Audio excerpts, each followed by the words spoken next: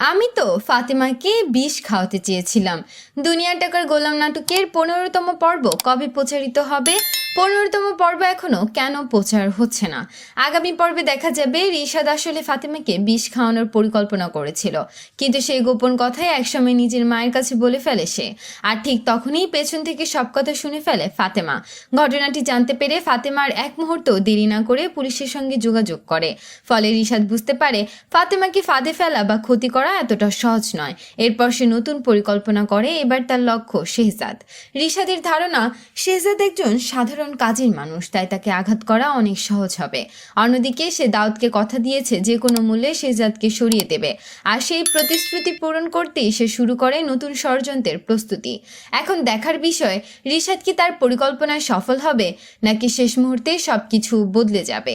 এবার জানিয়ে দিচ্ছি, বহুল প্রতীক্ষিত দুনিয়া টাকার গোলাম নাটকের 15তম পর্ব প্রচারিত হবে আগামী 13 জুলাই সোমবার দুপুর 12টায় শুধুমাত্র প্র্যাঙ্কিং ইউটিউব চ্যানেলে।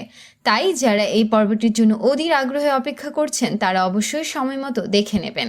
তো প্রিয় দর্শক, পরবর্তী আপডেট সবার আগে পেতে সাবস্ক্রাইব করুন আমাদের চ্যানেলটি। ধন্যবাদ।